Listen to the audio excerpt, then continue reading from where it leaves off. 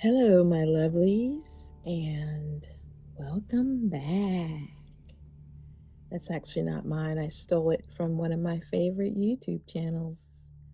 And if you know, you know. If you don't, then you're missing out. How's everybody doing today? I'd love to know. Hit me in the comments and let me know. How are you doing? How are you feeling? It's been an interesting 2026 so far. But the one thing that is on my heart that I really wanted to talk about today is spirituality. It's how I went from being a staunch atheist to being a believer.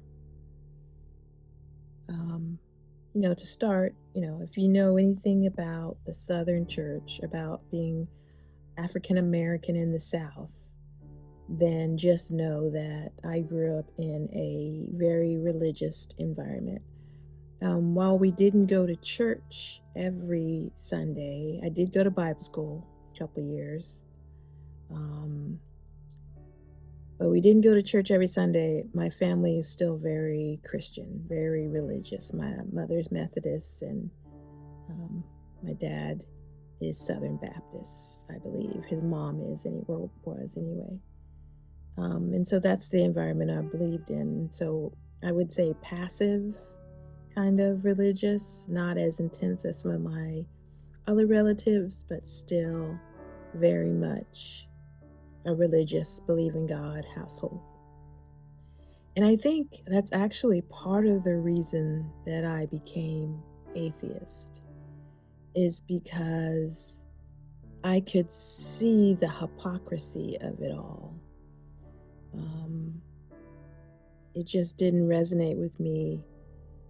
And when I say of it all, I could see the hypocrisy in religion and in religious people.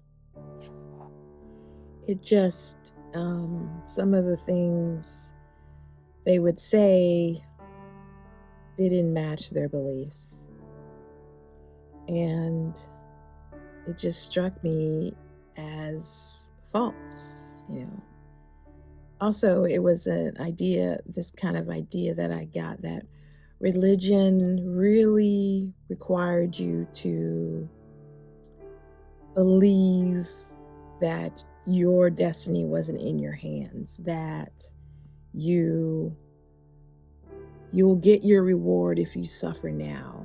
That didn't sit correct with me because, maybe it's being born and raised in America where it's all about working hard and, your time will come, et cetera, et cetera. You can get the dream you want.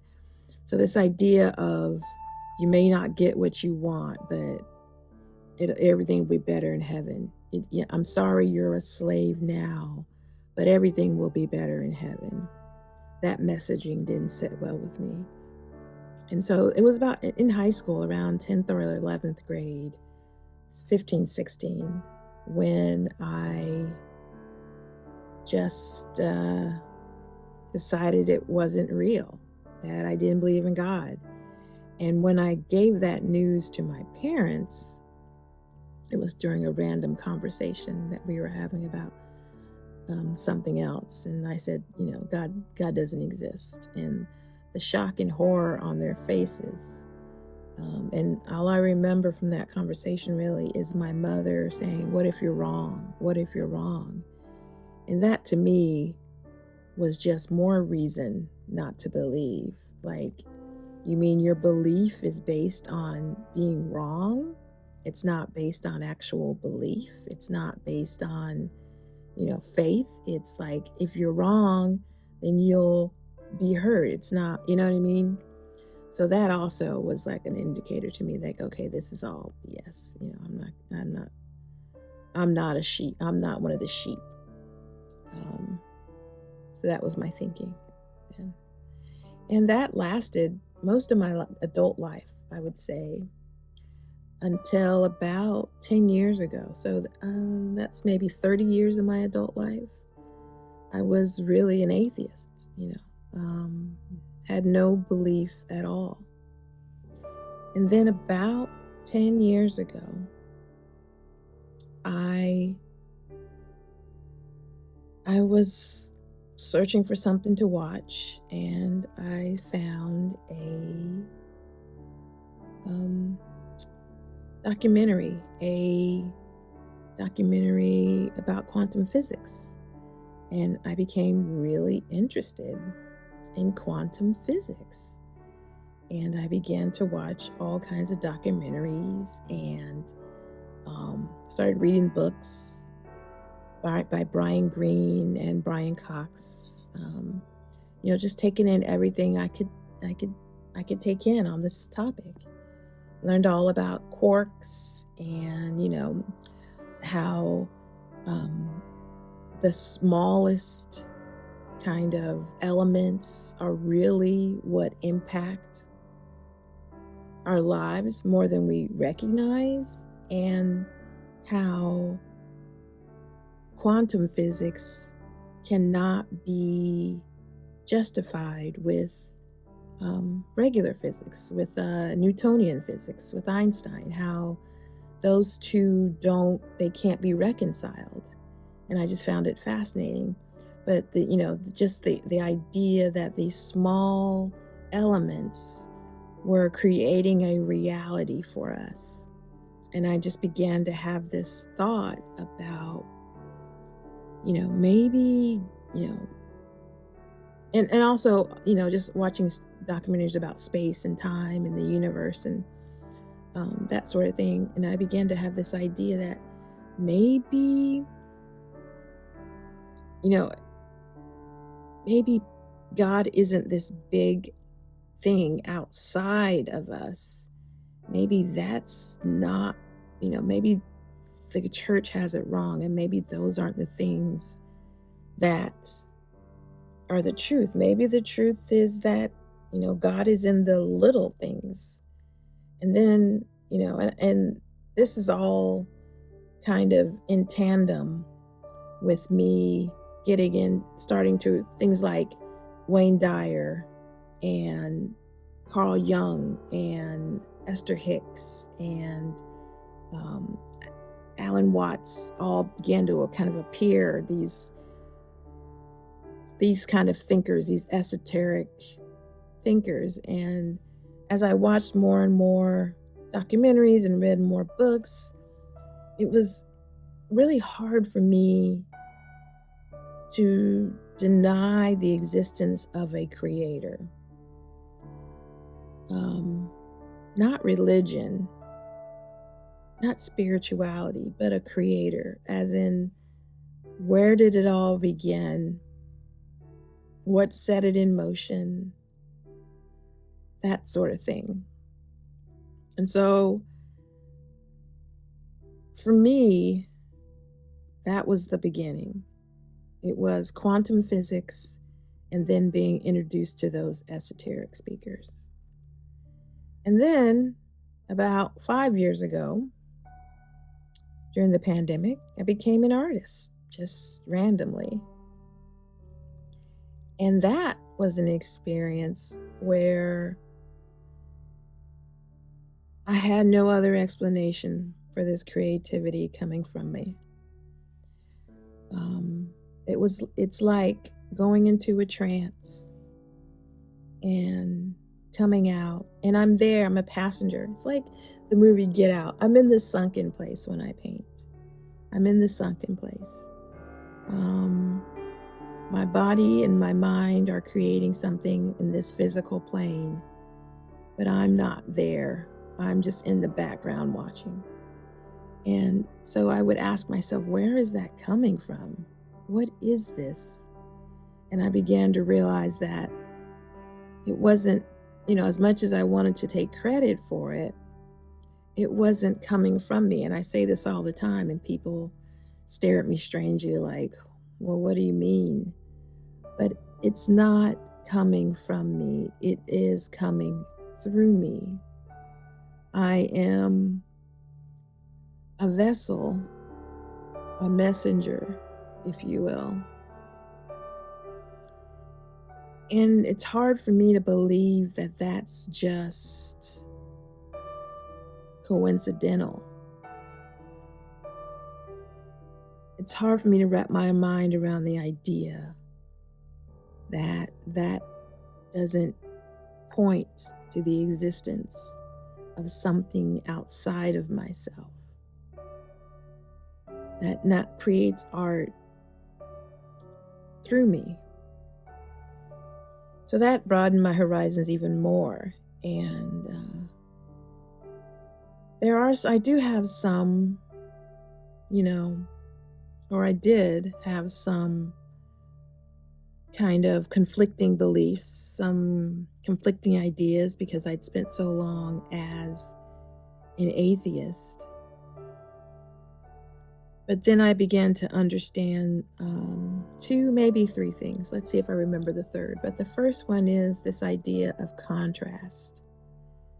This idea that you don't see the good, you don't appreciate what's good unless there's bad. There is no good unless there's bad in the world. You can't have one without the other. That is why bad exists, so that there's good. I know that there are horrible things happening, but I also know that there are wonderful things happening. And that was something really important that I had to learn or accept. There will always be bad things, even when we wish there wasn't, because there will always be good things. And hopefully, and usually they are balanced. It's harder in this day and age of social media to see the balance. But go outside every now and again, or talk to your neighbors, and there's balance there. There's as much good in the world as there is bad. And the second thing was free will. There are people who choose to not be good people, but there are also people who choose to be good people. And that's free will. Would you want to live in a world without it? Would you want to live in a world without choice? I don't think you would. So you need free will and you need contrast. And those are my two big kind of conflicting ideas. And so I'm not going to remember the third here and now, let's be honest. But I should write these things down, but I'm trying to be free-flowing when I talk. So I don't, I may miss a point, or I might go back to a point, or I may sound incoherent. Sometimes you just have to listen to the whole message. I think you know what I'm saying. The point is, I moved from atheism to believing, and I also began to kind of test these theories that were put forth by people like Abraham Hicks and Alan Watts. I decided to choose joy instead, and use my feelings as an indicator. I decided to let go of the idea that I had any control and to trust in a higher power. I decided to believe, to become a believer. And I don't think it was much of a choice. I think it was something that was just in front of me, that was a requirement. I don't believe that being a believer means that everything's going to be wonderful in my life. But what it's given me is an understanding of my place. I'm really loving this right now, by the way. I love the colors, the pinks and the blues. As I was chatting with you guys and being a passenger to this painting, and that's a good example of what I'm talking about. I'm a passenger in painting right now, and this amazing thing has been created. And that's a lot of what life is like for me now. That doesn't mean that I don't make decisions. It just means I make decisions based on a different criteria than I used to. It means I follow my intuition more. It means I'm more grateful and thankful for the things that are wonderful. It means that I see people with a new lens, and I appreciate the role that they play in my life, the necessity of having that contrast of people, some of whom I've had to let go, whereas before I would have just thought that's just the way people are. I've rambled a bit. I've gone off topic a bit.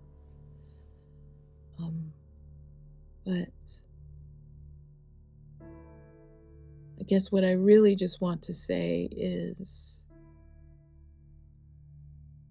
and I don't honestly like Alan Watts. He has a great talk where he talks about the word God. And I'm with him there. Like, it's a dirty word, and people associate it with religion. I'm done painting, by the way.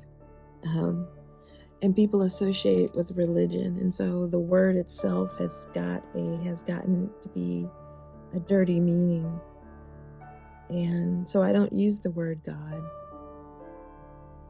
I use the word spirit or source.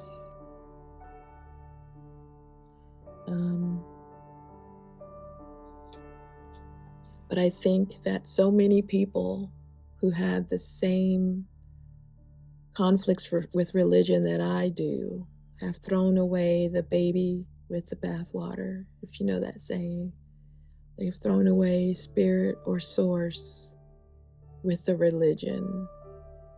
And I think what religion does is it creates a true barrier between people and source and their connection, their intuitive, natural connection to source energy and to the source energy within them.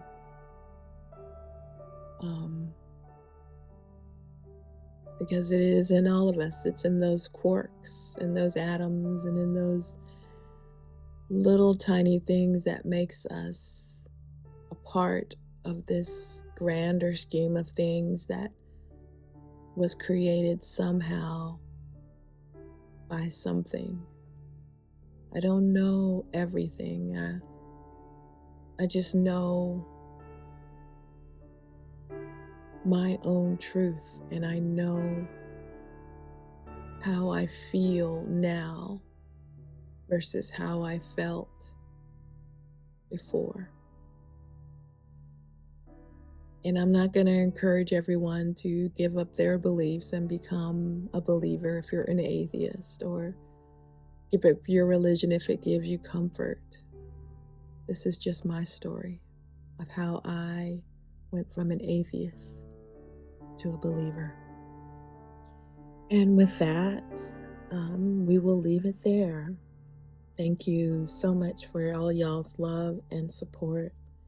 I cannot tell you how much it means to me as I grow this channel and my voice.